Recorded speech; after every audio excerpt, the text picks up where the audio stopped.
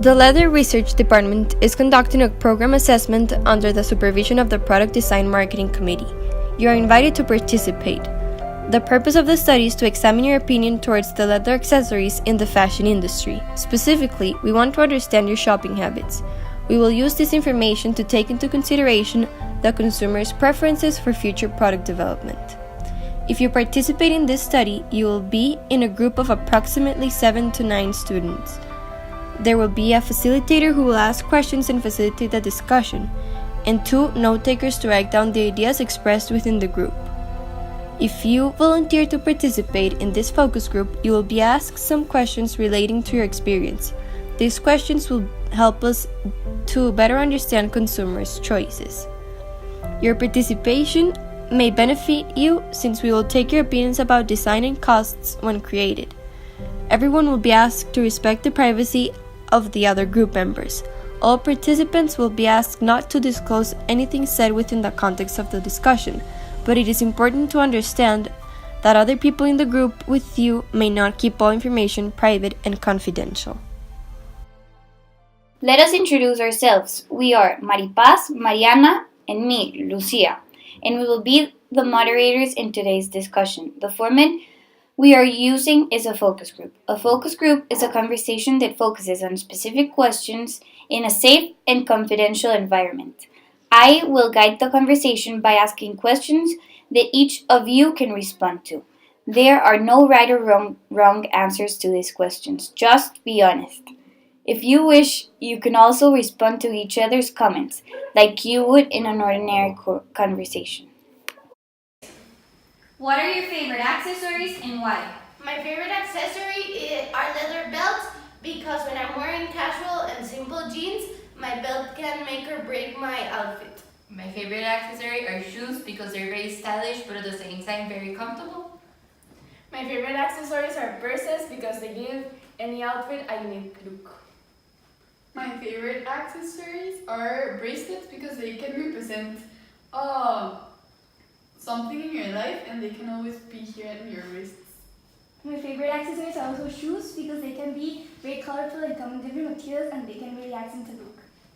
Okay, and do you take into consideration the materials of each accessory when buying them?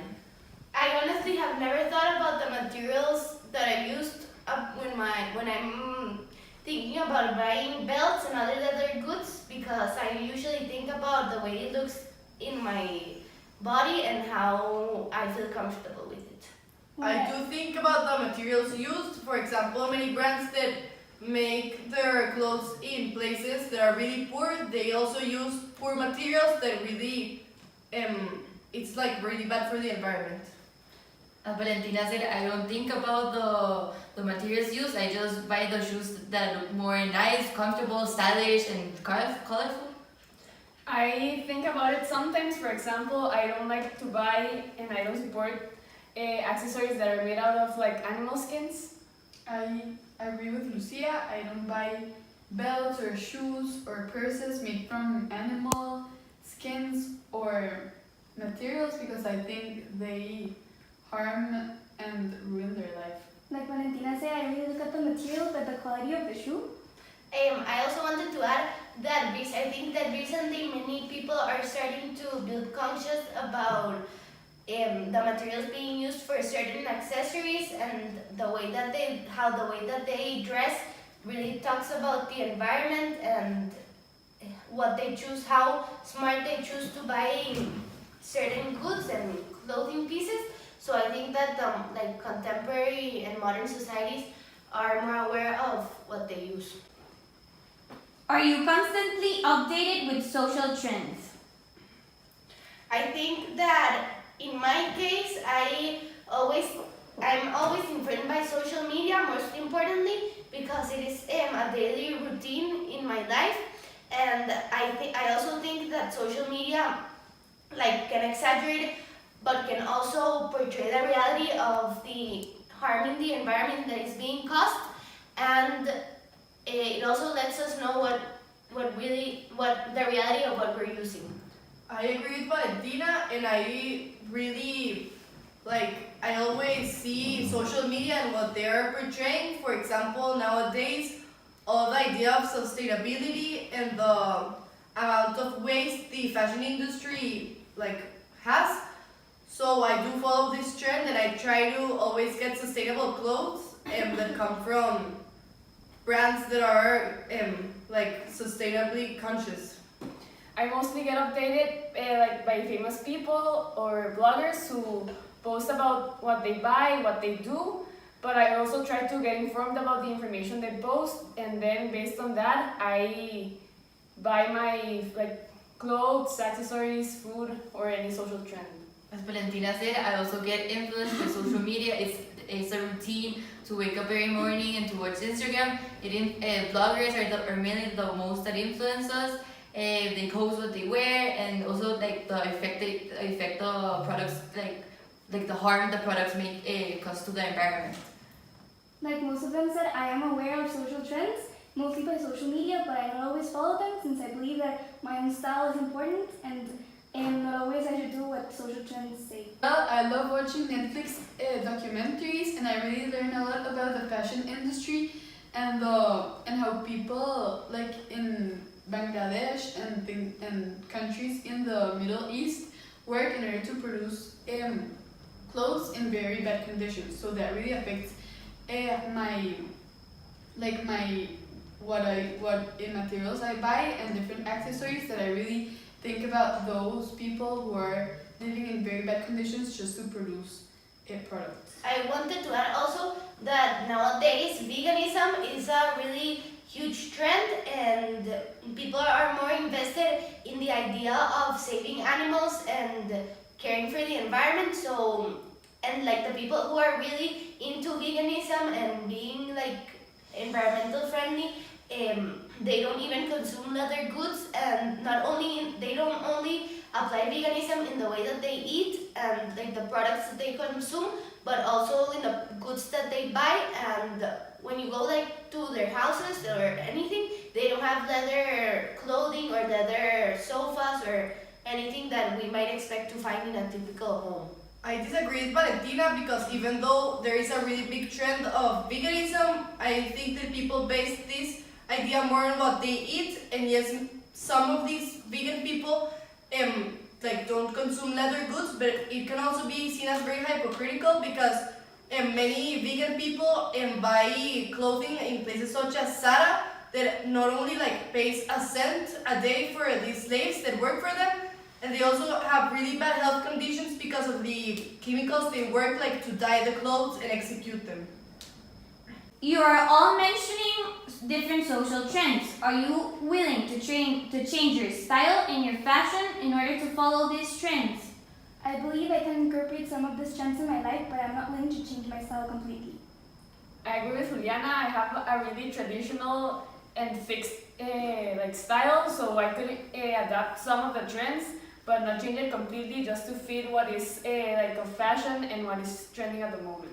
I think that I would be able to change my fashion because my fashion like style and like several clothing pieces in my closet, because I think that I find there are so many options nowadays regarding like cruelty-free clothing, and I think that it wouldn't be a problem for me to find something that I really like.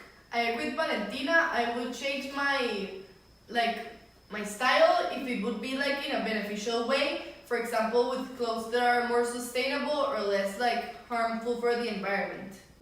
Now, considering materials, can you tell the difference between real or fake leather? One of the products that are very easy to notice that are fake are like wallets or purses. The texture and like how it like the purse itself is completely like it's like different, and like I don't know, it's very easy to notice it's fake. I think this is pretty evident in the products that are like used more. For example, wallets or purses that are accessories we wear every day, and the durability of fake leather makes like the product ruin more easily. So this is an easy way to notice if it is fake or real leather. I agree with them, but I also think that in some products such as shoes, it's harder to know if the product is made from 100% leather or if it's also like includes some plastic, which happens in many cases. in my case, unless it's very obvious, it's very hard to notice if it's fake or if it's real leather. The only way that I do notice is if the product rips very fast, or it gets damaged very fast, or the product isn't in a good quality, like very soon after you buy the product.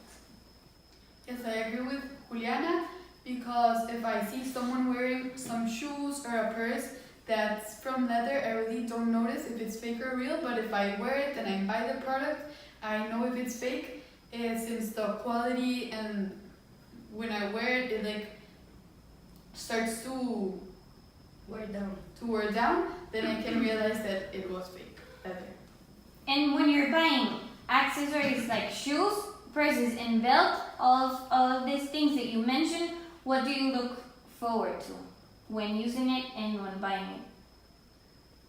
I mostly look for accessories that match my style, but now taking into consideration our discussion, I think I will start looking more into the materials used and like how the product is made, and if it's made like from real or fake leather.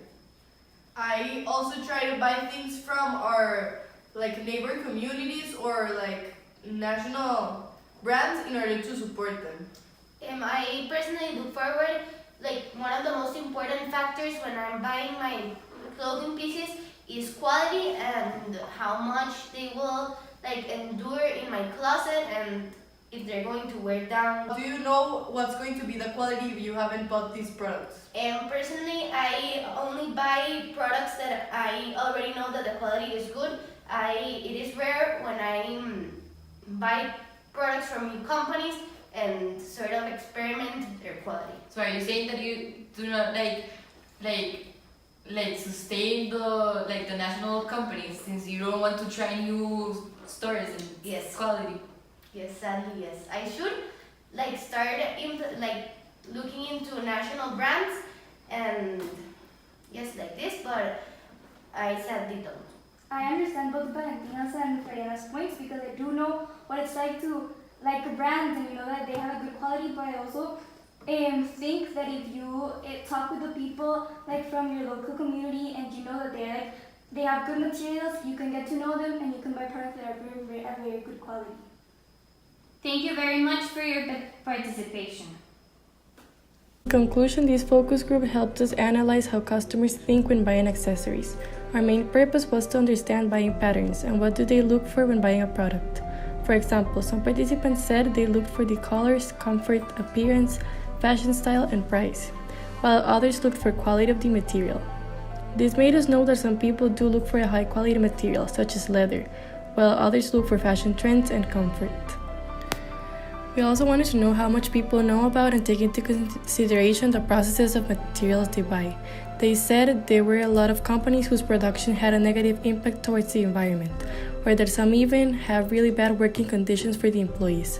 Nevertheless, the specific case of leather was not mentioned regarding all the cruelty animals go through, so we believe that people are not that informed on that aspect.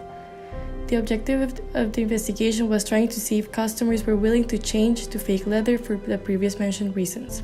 For this, we asked customers if they could tell the difference between fake and real leather. Also, we wanted to understand which trends do they follow or take into account when buying. One important trend was brought up by a participant who talked about veganism. This trend is becoming each day more popular, not only in the way people eat, but also when consuming any type of animal-derived product such as leather. Some said that it would be hard to change their fashion style since they are used to buying the same stores or the same type of things, because when buying, they do not take into consideration everything behind the product. On the other hand, others brought up that nowadays there are a lot of options for people who don't want to consume animal-derived products, so it won't be hard for them to find another alternative for this. This called their attention because our job could be to develop many other products that could simulate leather, or even more, that could substitute the typical accessories made from this material. A problem that we noticed was that answers may have been biased. When introducing the research group, the word leather was mentioned, which may have driven participants to include that in their answers. People were also influenced by what others said, and some may have said things they didn't mean just to look good, while others participating in the evaluation as well. In general, the focus group provided a lot of information that could be used for further investigation. We could more deeply understand consumer behavior and this way predict future trends.